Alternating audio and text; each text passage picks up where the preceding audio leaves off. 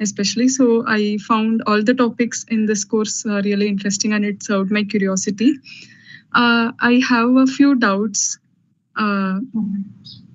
in few of the topics. Shall I ask them? Sure, go ahead.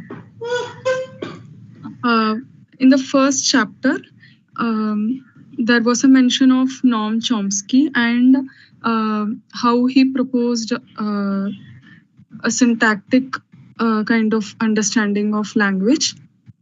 It was mentioned in the course, but I came across a book called a paper called Language and Thought, where I found that he didn't support that view, and he relied more on the meaning.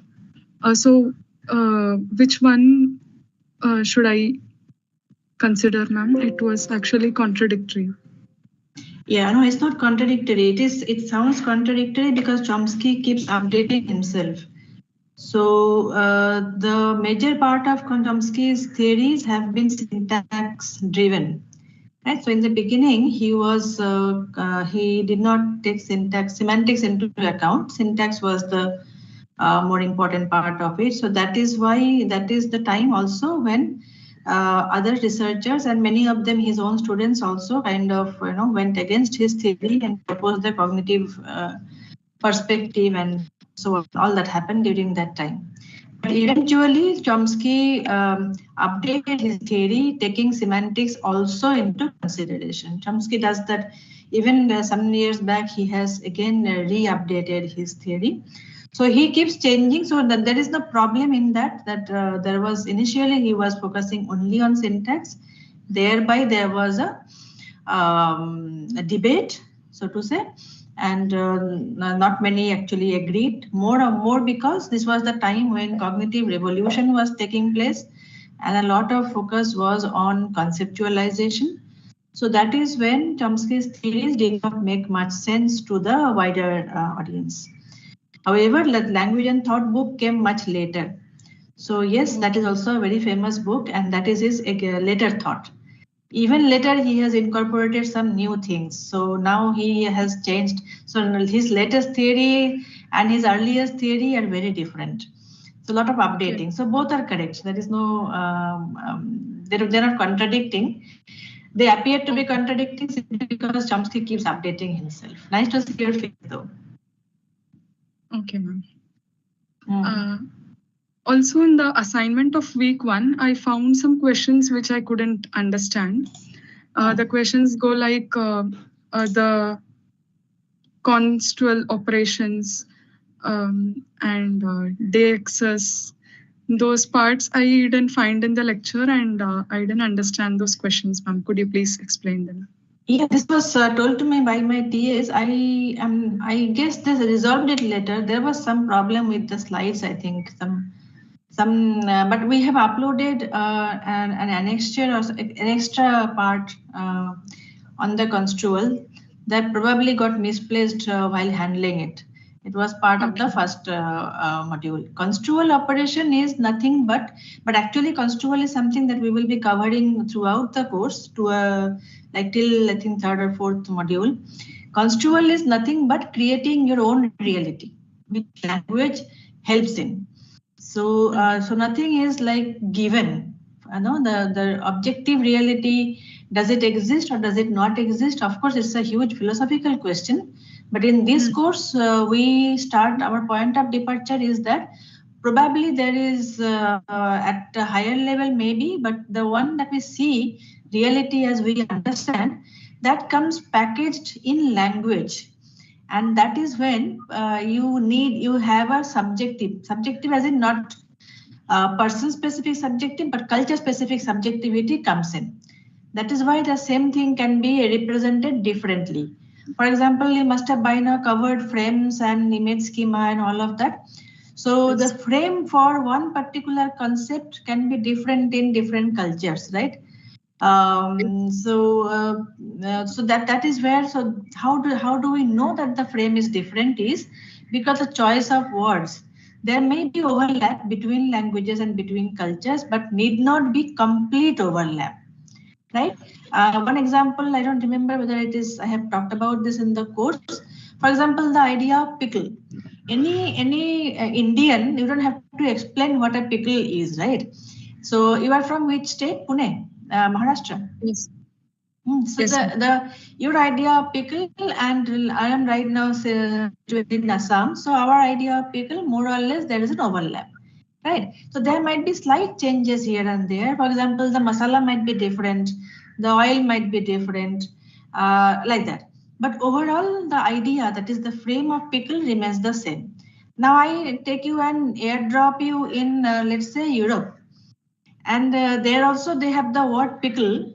But what they refer to as pickle has no similarity with what we refer to as pickle. That is what we mean by, the words might be similar, but the frame behind the word is different. So this is one aspect of it. The other aspect of it is like the same idea can be represented differently. So, for example, there is this idea of she ran through the field versus she ran across the field. Was this example in one of your slides in the initial parts? no. Person running through the field versus a person running across the field. Now, in both cases, what is happening here is the person who is doing the running is running, right? And it is she or he is running and going from one part of the field to the other part of the field. So as a result, both descriptions are correct. But by just choosing your word between either using across or using through, you are creating different construals. In case of through, what does it make you imagine? When you hear anything that anybody says, your mind automatically imagines a picture, right? So when I say she ran through the field, what comes to your mind? Grass, thick grass, and she's walking through or running through. But when you say she ran across, you don't see that. You see a point, a small dot, goes right, crossing. So this is the difference between these two construals. Same action, you choose your words and depict the same reality in two different ways. In one case, you are taking a long view. From a long distance, you are seeing somebody running across. But if you use through, you are making the speaker imagine a more closer view, like zoomed view of the scene. So this is what is construal. This is the idea of construal. Basically, the baseline is language. By choosing a word, what kind of word you choose, you give a completely different or at least slightly different meaning to it. And those meanings also vary across cultures, like pickle. So in the pickle in Europe, it's just vinegar. You put the vegetable in vinegar. That's it. That's pickle for them.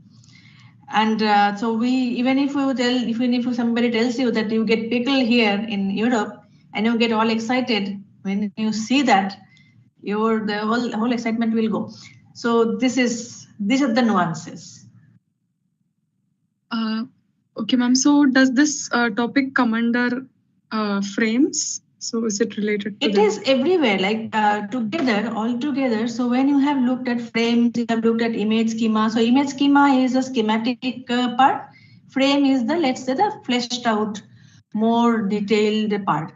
So even if pickle shares the image schema, which is the image schema in this case, let's say, preservation of a fruit or a vegetable. Now at that part it is similar, but the frame of both the things are different. In our pickle also we are basically preserving the fruit, right? But our method of preparation is different. So it is frame, it is categorization, it is schematization, it is everything. So construal takes into account all of that. Okay. What is your background, by the way, Gopika? If you can, are you from linguistics background? I am currently studying BSc Integral Psychology at MIT ADT University. So I am in the second year currently. MIT ADT University, Pune. Pune. Yes, ma'am. Okay. So many of these are actually linguistic terms. Also, deixis, you mentioned deixis. Yes. Deixis is nothing but the pronoun system where you use the pronoun for, it can be a personal pronoun like he, she, hum, up, tum, tu kind of thing. Or it can be this, that, here, there. So for space and for time. For time is here and now and then. For space, it is here and there. So what happened, this altogether, they are called demonstrative pronouns or deicsis. Demonstrative because it tells us about the position of the ego and the position of the object about which we are talking. So anything that is near to me right now is here. And whatever is closer to you is there for me. But for you, it is the opposite. So that is why it is called demonstrative. So it depends on the ego. Ego as in the speaker. Okay. So deicsis is that. So when I am speaking, I refers to me, Bidisha Som. But if you speak, I will refer to Gopika. So that is why they are clubbed together as deicsis. Okay. There was another question.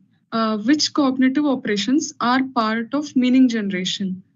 I didn't know the exact answer, but I thought semantics was related to meanings, but the answer given was framing. So actually, I wasn't aware of that concept in the first week. So I was. No, this is actually, of course, meaning generation is of course semantics, but that is from a linguistics perspective. But in this course, we are talking about semantics, not meaning, not in terms of semantics. So what is the difference then? So typically when you study semantics, semantics talks about the meaning of the words, as a result the meaning of the sentence. So if you know the meaning of each of the words in a sentence, then you understand the sentence. That is semantics. But for us in this course, meaning is not just the sum total of all the words taken together. Meaning is also the meaning in context, right? So, for example, it is not very easy to make somebody who is learning English in the initial stages to make them understand why kicking the bucket means death. Now, you understand the meaning of kicking, you know what is kicking, you know what is bucket, but how is kicking bucket equal to death? This is, but then you understand the meaning, right? So this needs something extra. So the conceptualization that this particular activity supposedly connects to, for this you need to be in that culture. Yes. Suddenly you will not be able to understand that, right? So this is why conceptualization is our starting point, not semantics. Semantics is a surface level thing, but here we are looking at the background mental operation. That is why. Okay, ma'am. Ma'am, and the topic of classifiers was also in a way interesting. How in some languages we have we refer to, in languages like that of ours, we refer to water as a mass kind of noun, but in other languages it's not so. But I couldn't understand the term grammatical number, and that term was not clear to me. Okay, grammatical number. So number is quantity, right? So singular number, plural number. In grammar, we call them plural number, singular number, like this. Some languages also have dual number. Indian languages did have, now we don't use them anymore. So singular and plural. So that is grammatical number. So number in grammar is typically noted with the use of a particle, like S. In English it is S. So boy, boys, girl, girls, right? So you have that. And then if you have to have something called numeral classifiers, we have one boy. In English, you can just put one, the word for one, and the boy for boy. But in many other languages in the world, it is not enough. After one, you have to add something that is specific to the word boy or the category of word to which boy belongs. So this is the example. This is the part where we talked about that bai, balam, balan example, right? Yes. Yes. That so the Aboriginal language. So in some languages, what happens? It is not enough to put just the word for number and the noun. You need to also classify as in put it into a category. What category of noun it belongs to? So is it a food? Is it a non-food item? Is it a human? Is it non-human? Various kinds of things might be important. What is important for one culture may not be important for another culture. So looking at language, you will know what are the important criteria for this culture to group things together, right? So for example, in Bengali, we have this very simple thing, like one boy will be ekta chele. I don't know how it is in Marathi. So how is it? How it is in Marathi? Ma'am, actually, I'm a native of Tamil Nadu, but I stay in Pune here. But does Tamil language have this one boy? How do you say one boy? Just like one boy only. One boy. There is nothing in between, huh? Nothing. Just give me one moment. Huh? I am getting a call.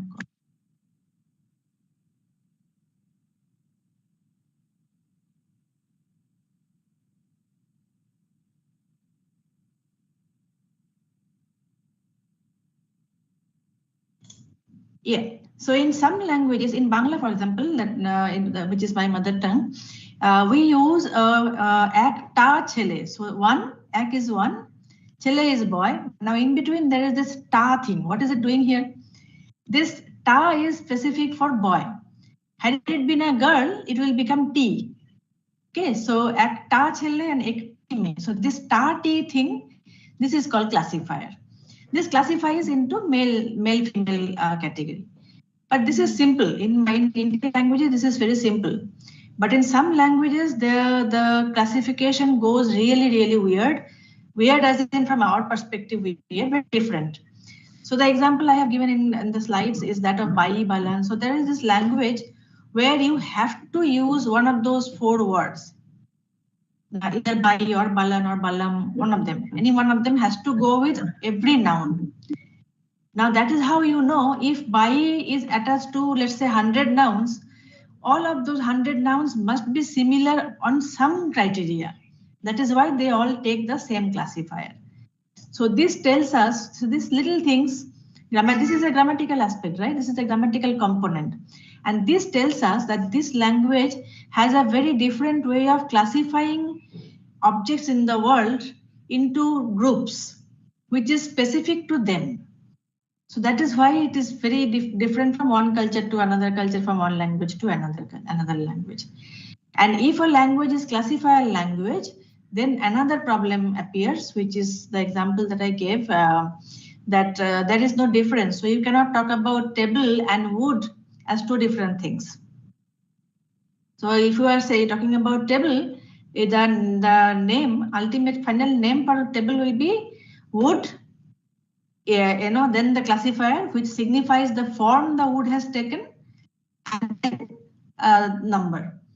They will not say one chair. They will say, wood turned into so and so shape, 1. So that is the difference between. In English, it is very simple, 1 chair. So once it becomes a chair, it doesn't remain wood. But for classifier languages, it is still wood. Okay, so because they look at the material rather than the shape, or so the discreteness of the object doesn't matter in those languages. What discrete shape it has taken is not important.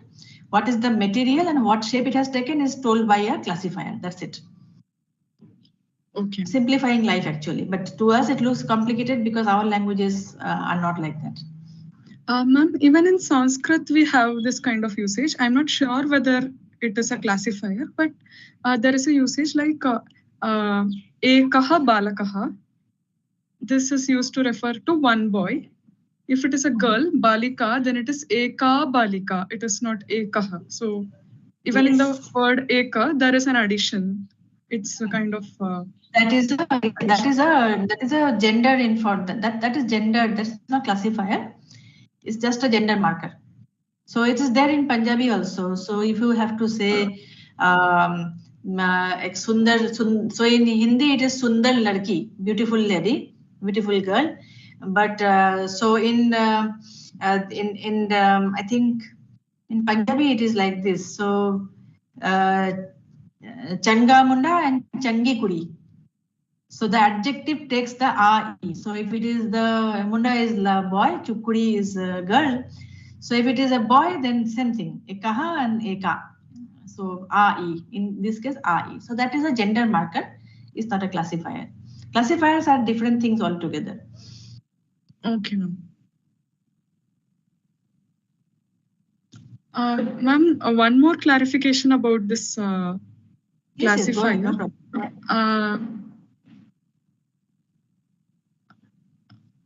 Ma'am, this noun classifier, so if a language has that kind of noun classifier, only then will it be called a classifier language, or what is the main thing to call it a classifier language? So in Sanskrit, we have gender-based. No, the distinction between whether a language makes a distinction between discreteness or not. That is the main component.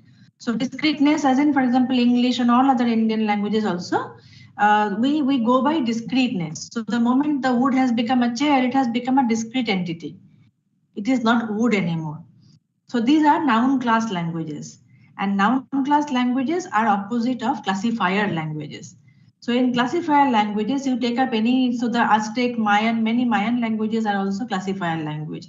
So they will say, for example, the word for banana, so banana leaf, banana, the fruit, banana plant, banana shoot, the root, everything will be called banana in that language. Okay, so we will say banana tree, it's not a tree, banana plant. Okay, banana plant, banana leaf, they won't say like that. They will say the, they will, depending on language, they will give it different names, what kind of shape it has taken. So let's say the flat, banana, flat, long, will be the banana leaf. Okay, and then banana cylindrical, long, means the stem of banana plant.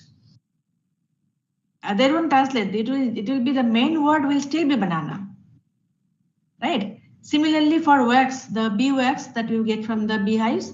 So the word for candle and the word for wax in the beehive are the same. The root word is same, both are wax. So wax in liquid form and something else will be actually the object that you find in the beehive, and wax, and then again classifier, which means long and cylindrical, and then something else which means candle. So the word for both objects, the main word will remain the same, which is not the case in English, let's say. In English, we may say wooden chair, but it's not necessary to say whether it is a wooden chair, plastic chair, iron chair, nothing, right? A chair is a chair, a distinct identity on its own. That's not how the classifier languages behave. Classifier languages will tell you what material it is and the shape it has taken. So the name is a complex description of things, but it is a single word. It is a complex, these languages are usually slightly more complex than other languages. What looks like one word will look like a sentence. It's a pretty long word because so many things go into the same single word, creating a single word.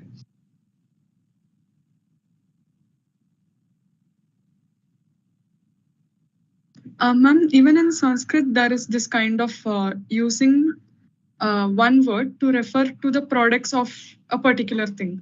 Like anything that is derived from till is actually thylum. Yes, you got it. Yeah. Though it is now used in different contexts to refer to other oils also as tel, but its original usage is that kind of grammatical thing. So even the leaf of a till plant can be called thylum. So is it a similar kind of? It's a similar thing, yes. Okay. Similar, yes. Nice. Got it. Okay.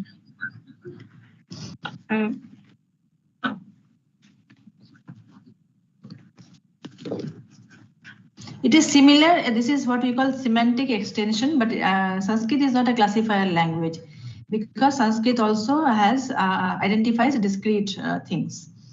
So anything that is a result of this is thylum. The result of til, connected to til or derived out of til is thylum. So that this has a cause-effect sort of a relationship, and it is not as complicated as the classifier languages because Sanskrit is also rich in discrete nouns. Okay.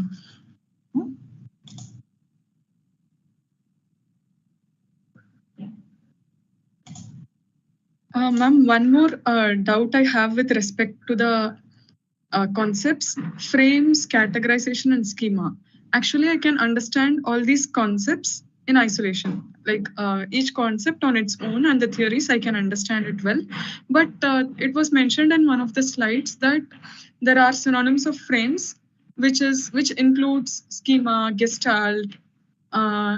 So it, in a way, in that sense, it was confusing for me to understand it.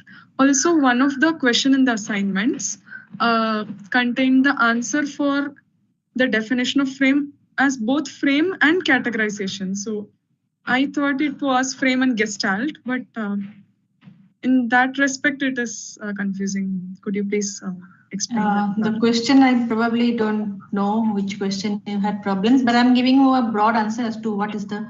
So categorization is something that is a fundamental process. Okay, so and frame is what is created out of that process. So categorization is not a thing.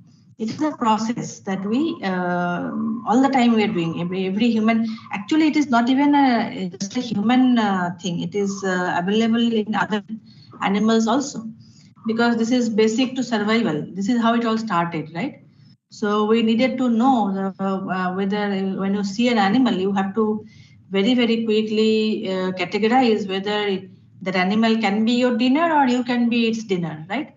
So this is how fundamental categorization was to our existence. It still is, but now we use it for many other purposes. So categorization is a process. Now frame is the overall understanding of that that categorization as a process creates. To give you a simple example, let's say the idea of teaching. So there was a time the teaching means going back to our ancient Indian tradition of Gurukul system. So the teaching, the moment you say Guru Shishya Parampara, you don't have to tell any Indian about what it really means, the entire frame of Guru Shishya Parampara, right? You don't have to explain. In this case, the Shishya will be living in the Gurukul and they will take part in many other activities. They live there for 12 years and so on and so forth. This is something that is the frame. So Guru Shishya Parampara is a concept that has all the information into it, which has created the frame. Now you just tell this to somebody young today.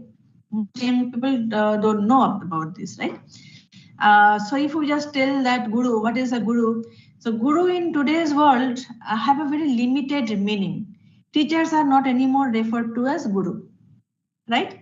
So here the frame that somebody who knows of that tradition and the frame of the same word that somebody of today's generation has will not map onto each other, because we have categorized the concept Guru very differently. So you see, so this categorization is a process that underlies the creation of frames in our mind. And once you go on and on living your life, having the same kind of experience over and over again, recurring experience, then our mind, your brain, whatever you call it, creates a very schematic understanding of the whole thing, right? So you may say, so it's very difficult, let's say, to teach somebody in a school today what a Guru is. So they will just think, okay, it's a teacher. No, if you just explain things, then okay, it's just a teacher. But Guru is not just a teacher. But then your schematic understanding was that there is somebody who has the wisdom or the knowledge, and there is another person who is seeking that knowledge. Transfer of that knowledge from person 1 to person B is called teaching. This is the image schema. And the frame is the whole picture of wherever you are. So if you are familiar with Gurukul, your frame will include Gurukul, you will include today's university, today, all that. Somebody who doesn't have that much of exposure, only one kind of school, will have a smaller frame, let's say. But frame we will have, all of us. And all underlying all of these is the process of categorization. Right? Any other question? Okay. Yes, ma'am. Okay, Devanjan, I think wants to say something. Devanjan. Good evening, ma'am. My name is Devanjan, and I did my post-graduation in linguistics from Deccan College. Actually, I joined this course to explore my interest in psycholinguistics and cognitive anthropology, basically. So, like when I came across the notion of frame categorization and schematic theory, can we define? I was actually wondering if we can define like frame like as an amalgamation of several events or amalgamation of several categorizations in terms of events, like in terms of actions. Can we actually do that? Right, you are right. That's what I was just explaining to Gopika, that it is always an amalgamation. So you start with your frame of a particular, any particular idea when you were small, you were say 14, 15 years of age. That will be a small frame, so to say. But as you go through life, you include more and more information, and your frame goes, so you include more and more, your frame gets bigger. So it's the whole idea that you generate out of all the experiences that creates the frame. That is why frames are, even though they map onto other members of the community more or less roughly, but it can never be a one-to-one match. Mainly because of this. So the shared experiences. Yes. Yeah. Yes. Also, ma'am, I was wondering about one thing. Can we really like separate these three things? I mean, schematization, categorization, and framing from each other to define it. We cannot do that, we cannot. Right? Ultimately, we cannot. You are right. Because but for the benefit of because this is an introductory course, so I had to keep it take one thing at a time. But at a higher level, no. Ultimately, they all merge and work together. You are right. Yeah, and so I had a question. Like we are discussing about the development of brain. Like you were talking about the physical development of brain, where you were saying that humans are the only primates whose brain continues to grow after birth at a fetal ratio. So I was thinking, does it not happen at all? Like brain doesn't evolve at all before birth? Is it the case? One moment, I was having some issue with I could not hear anything. Yeah. So I was asking about one thing, like you were discussing that humans are the only primates whose brain continues to grow after birth at a fetal ratio. So I was wondering about one thing, like at the pre-birth stage, does the womb does it evolve at all, or does it not? The brain involve what? Development? Yeah, in terms of physical development, in terms of sensations, like when it is as a womb, like when it is developing, basically, like biologically it is growing, physically it is growing, but in terms of consciousness, obviously we cannot say that the womb has the consciousness at that moment. But obviously by time, when the time comes up at 9 months, like when the baby is coming out, from that point it starts growing, or is it like it was growing in the previous stage as well? That was what I'm asking. It was very much growing, but the growth is not complete. For example, a lot of growth actually happens before birth in the prenatal stages. So however, in the first few years after birth, it continues. But a lot of things already happen. For example, even language processing happens before birth. The sounds, the phonological aspect, the sound systems, the sounds that the child hears while inside, they can process. That has been also studied. So yes, majority of the brain is already developed, but after birth also some parts are remaining which develops after birth. So which is both as well as in terms of creating the networks and so on. So yes, a lot of development happens before birth also.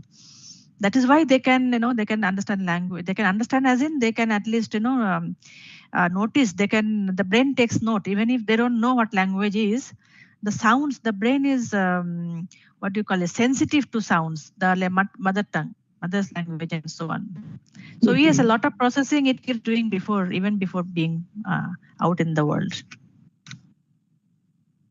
Okay, ma'am. So in terms of language acquisition, it doesn't really depend on the so-called consciousness thing, that a human being has to be conscious enough to acquire language.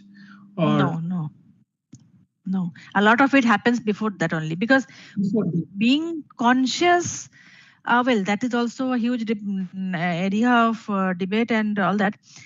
What is consciousness? We're not getting there. Exactly, that's why I asked this question. That's and it's like not even within the purview of this course. So it will become a different course altogether. But yes, language development happens at a certain level. It happens even before birth, as I said, and and it also happens very, very rapidly in the first few months of life.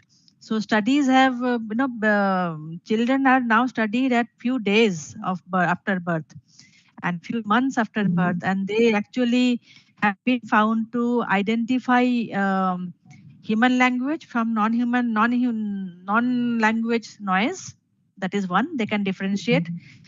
And secondly, even when they distinguish language, they can do it between their mother tongue and any other language. I mean, they at least know that they are different. Even when they have absolutely zero idea, that's what we think, conscious idea about what language is, and that they are learning a language. Even before that, they have already learned quite a bit, which is quite an amazing thing if you look at it. Yeah. Yes, so Chomsky, after all, probably was right. He's right. Yeah, absolutely. I guess in terms of like innate theory and like smashing down behaviorism, that is quite significant contribution. Right.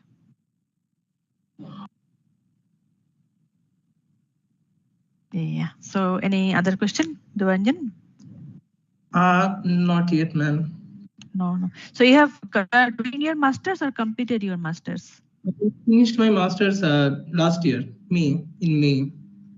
So in our fourth STEM, there was cognitive linguistics, neurolinguistics, but we were not able to, we haven't been provided those subjects because of certain issues.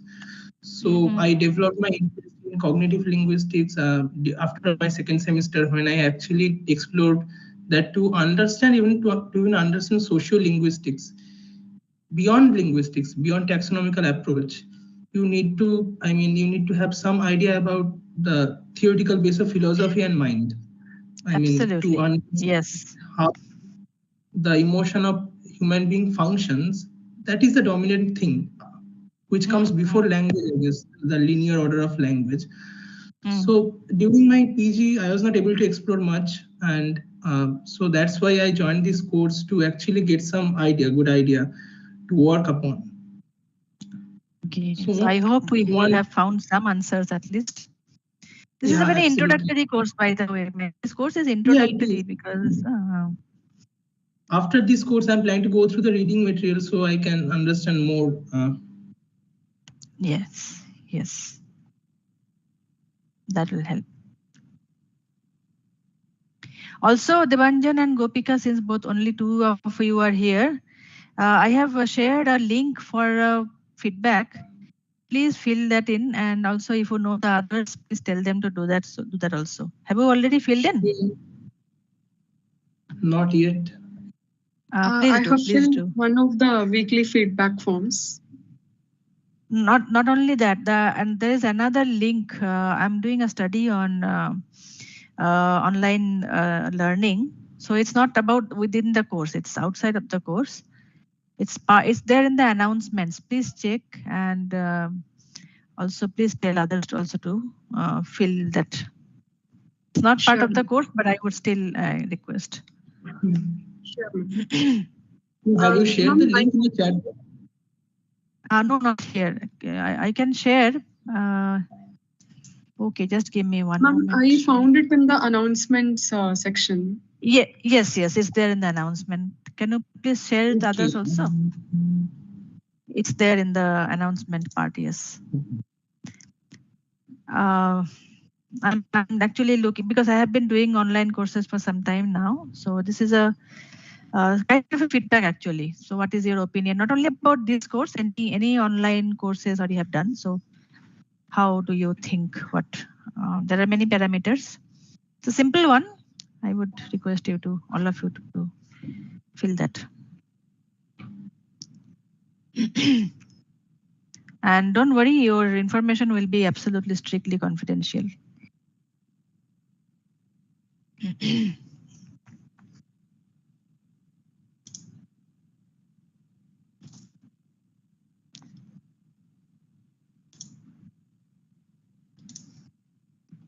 Ma'am, Okay. I have one more doubt regarding the question the other person talked about. Yes, ma'am. So when we tell that language acquisition starts right from the beginning, then why is it so that pre-verbal concepts do not have influence of language? That, of course, that takes, as Devanjan was also saying, this is a very tricky affair. We do not really know. I mean, this field is full of controversy. We don't know whether there is a language minus language thought or language always is with thought. I don't know whether we have had the last word on this, because yeah, Devanjan. You continue, ma'am. I'll say later. You were saying something. So see, that depends on what is your point of departure. So in linguistics, if you are looking at like language and thought connection, then at a certain level it is impossible to not have an interaction between language and thought, because you need language to express, for example. But at the same time, there are thought processes which are not expressible in language. That is one. And so this may or may not have a one-to-one kind of a mapping. So we don't know whether pre-verbal is actually entirely non-verbal in the sense of a mental language. And if you take it even before that, so if you have read Sam Harris and people others like that, you will see that even the thought, what we think as conscious thought, is also preceded by something else, which is completely biochemical. So this actually going back, we don't really know how far back we can go to leave language behind and then thought behind and then end up with what. It's a very yeah, it's complicated to say the least. Devanjan, I would like to hear from you also. Yeah. I was wondering about this, like from this point, can we, like in terms of language, so-called the thing language, the language as an entity, can we actually like call language only the means of communication? No. It is not just a mean of communication. That is what the whole course is all about, right? It is beyond that. So it helps and modulates, at least if it doesn't determine, but at least it modulates the way our thought process on a particular thing is.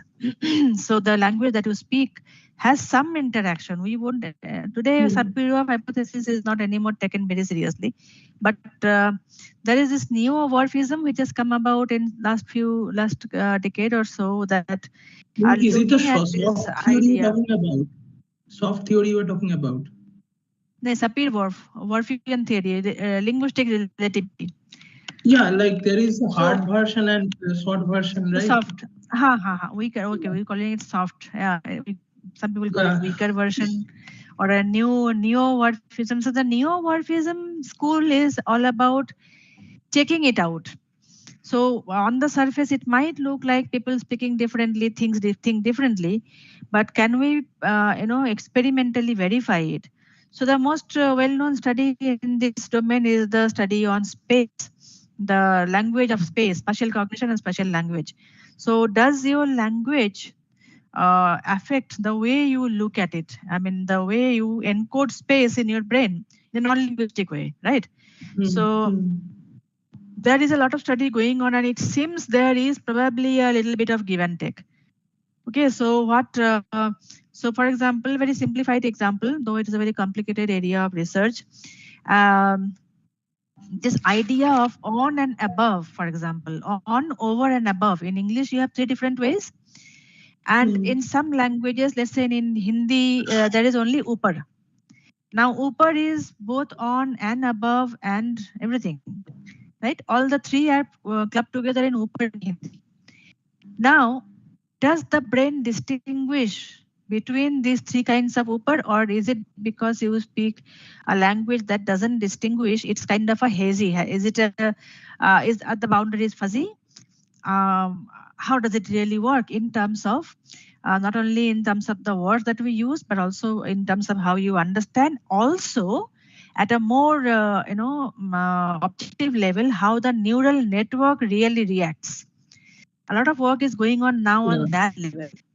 So one of my students also is working on exactly this. So he is trying to see 3 different languages having 3 different ways of spatial encoding.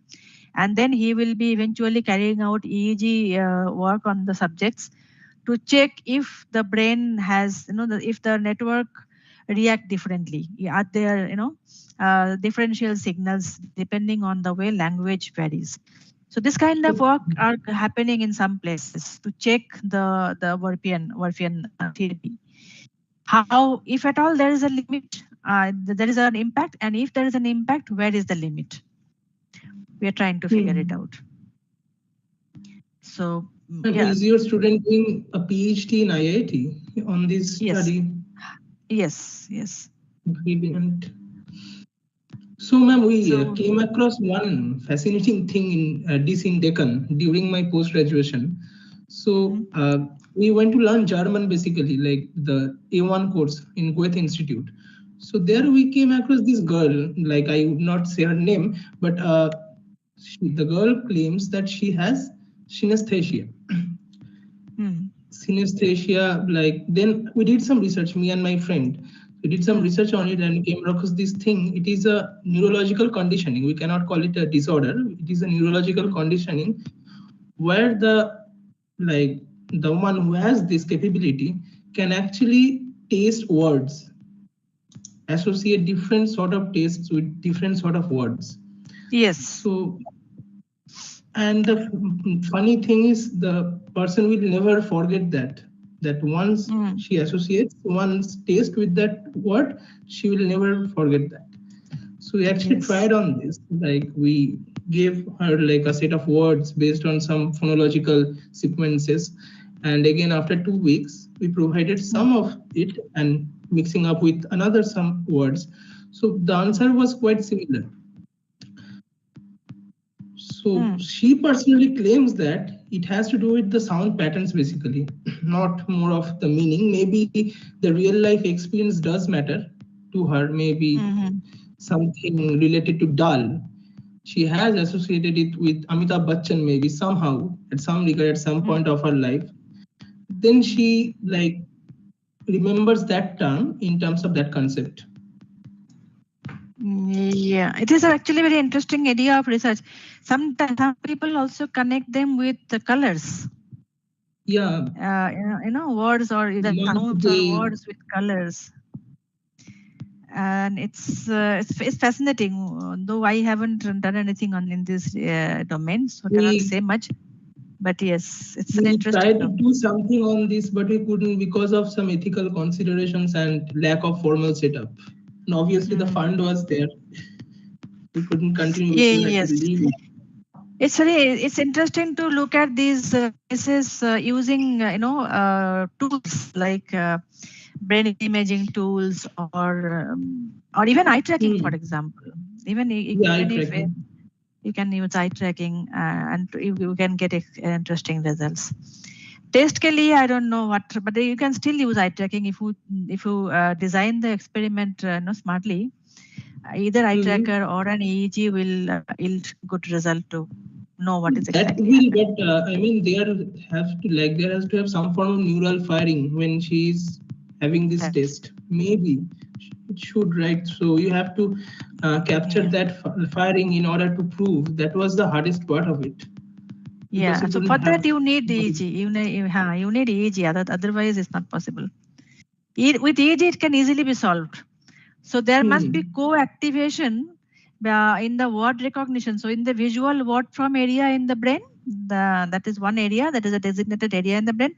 And simultaneously, she might also be activating some whatever test. In some people, it is a color or something. So if you see co-activation in color perception and word form perception in together, it will be sure that this is what is happening.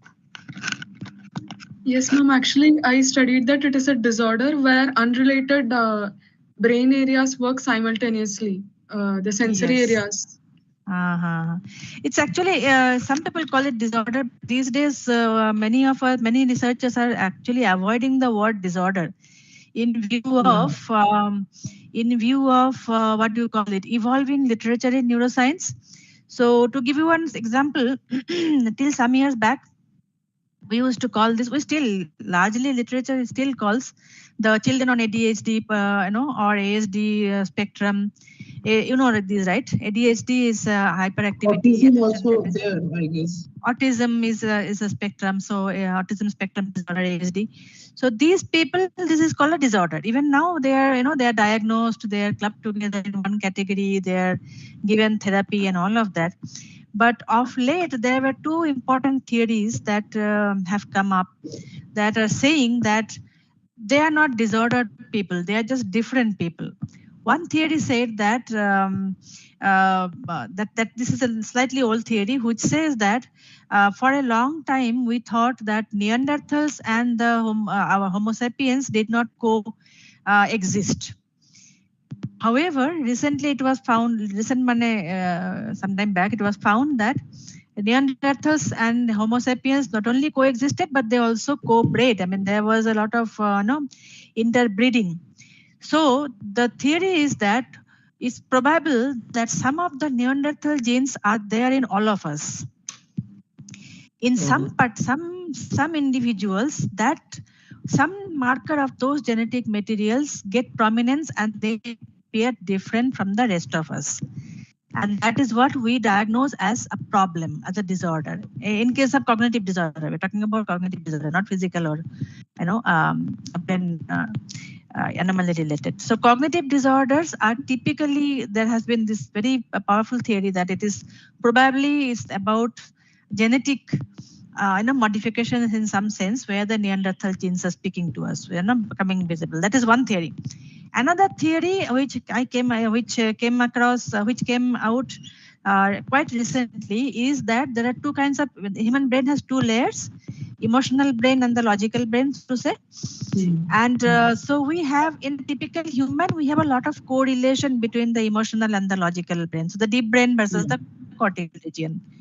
In most of the brain imaging studies, we do the imaging of the cortical region. So we know which cortex does what. So visual cortex, auditory cortex, motor cortex, and so on.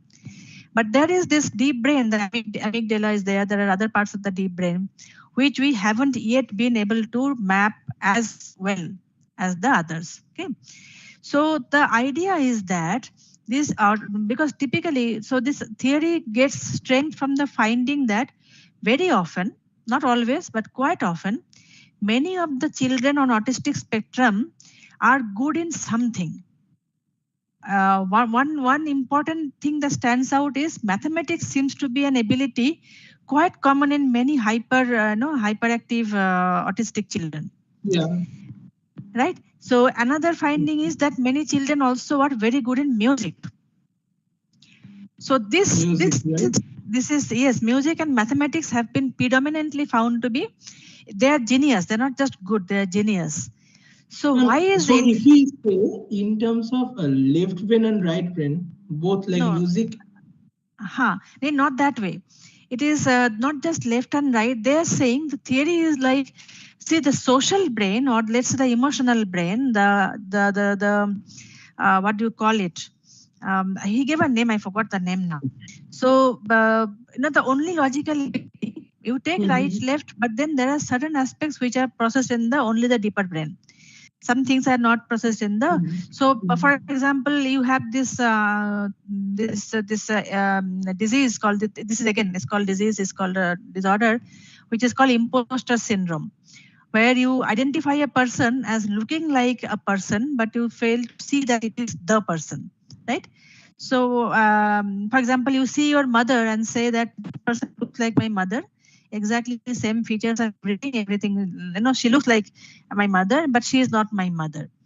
Whereas the person is actually your mother. So what happens in these people is that there is a disjoint between the amygdala and the visual processing part, visual cortex. So so when we see a person and identify the person, it is not just the visual cue that we are taking. We are also associating the emotional aspect that we have with that person. So somebody very close to you, this disease is only seen in case of people who are with respect to the close people, like your near and dear ones, family and close friends and all that, where emotion is one of the components of identification. So in these people, that connection to amygdala is lost for whatever reason, tumor or trauma, head trauma or something, and then they lose this connection, and as a result, they fail to identify. Similar thing they're also saying, what if what we are saying, because all the data also is because of the increasing number of autistic children in today. This was not so much just 20 years back. One reason could be, of course, reporting. More people are aware, more people are reporting. But even then, the number has gone up. So the theory was, what if we are seeing evolution right in front of our eyes? So the future of human race will be non-sentimental, non-emotional, but yes, in this sense, you will have some of the reasoning, some capacities which are non-emotional capacities, and that is what the future of human looks like. So that is another theory. There is a high chance of losing some human faculties of human mind, because of certain social reason. Yes. Huh? So all of it goes together, not in the same place. So the influence from outside world, and then how the brain adapts, and all of that. So evolution is going on right in front of our eyes, and yes, so probably that is the way forward. We don't know. It might look off today, but this might as well be a reality 100 years down the line. Who knows? That's the theory says, by the way. I don't know. No. Yeah, Gopika, you have another question? Yes, ma'am. Could you please explain the concept execution schema? I couldn't understand that, ma'am. Under computational modeling in the chapter image schema. I have to go back to the slide execution schema. And can you just give me a little bit more of what was there? Yes, ma'am. Conceptual structures which emerge out of interaction between environment and bodily experiences. And under this, you give an example about neural theory of language project. And there was something called execution schema, X schema, that I couldn't understand. I have to go back. I'm really sorry. Garima, you can, sorry. Gopika, you can send me the mail on this. I will give the explanation there. I have to go back to the... Just send me a mail. My email ID must be there. I don't know your email ID exactly. I am giving it right here. Okay. So you can send in your questions to me directly also. Thank you, ma'am. Ma'am, I have a doubt about the pattern of the examination. So what kind of questions can we expect, ma'am? Short answer, long answer kind of, or will it be largely? Yeah, it's the same pattern only, largely the same pattern, but I'm not supposed to tell you exactly what will be there. But largely it is similar. So some of it will be from the already used assignments, some percentage of it. Similar kind of, not long answer types. Pattern is more or less similar. Will there be no descriptive questions? I cannot for reasons of... but yeah, largely there are not. I see.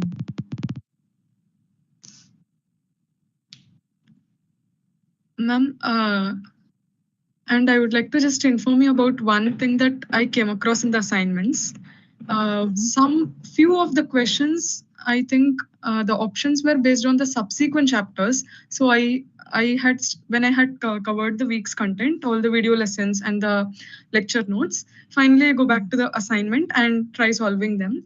I found some of the terms totally new, and I submitted the assignment. So when I watched the next week's content, I found the answers for those questions. So some of the questions had the options, for example, the options that had frames, prototypes, and other things. I wasn't familiar of that concept when I attempted that assignment. That's why I chose semantics, was because I thought semantics was more related to meanings than other options that were given.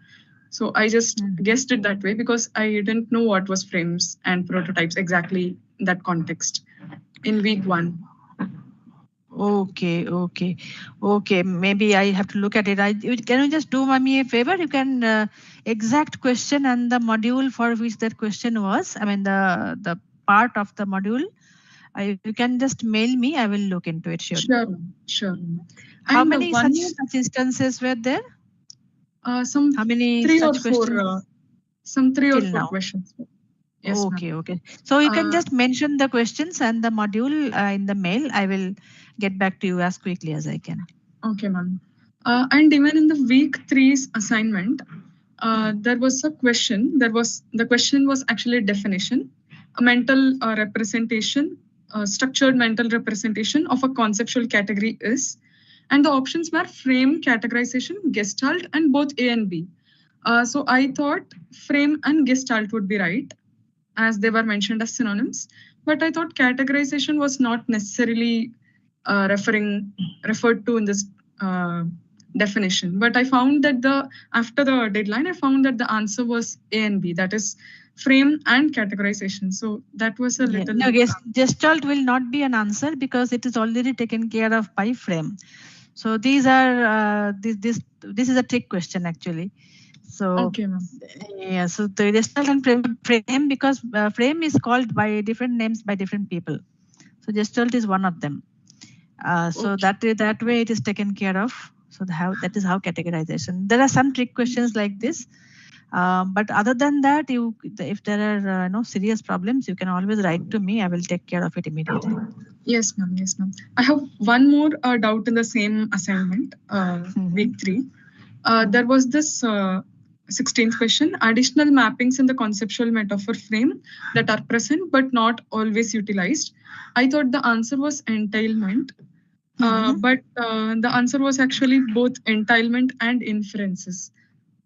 Yeah, they are the same. They are similar, no? Entailment is and inferences also. So that is understood, even though it is not really spelled out. It is understood because inferences are something that are connected to entailments but not same, right? So both are correct that way. Okay, ma'am. Again, this is a trick question. Okay, ma'am. Thank you so much for clearing all the doubts. You are welcome. And if there is anything more remaining, you can always write to me. Sure. Ma'am, will there be another live interaction session? So far, I have covered only the first 4 weeks content. I think there is another. I think there is another. You will get to know. I have to check. I think there is another sometime later, towards the end of the course, probably. Not sure. Otherwise, also, as I said, you can all. I have given my email ID. Even if there is no live question, you can write to me. Not an issue. Okay. Thank you so much. Okay. Welcome. I think we are done.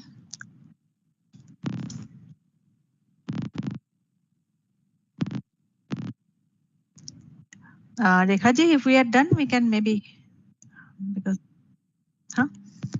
there is no more question. Okay, so we can go off live now. Thank you so much. Thank you. Thank you, ma'am. Thank you. Okay, all right.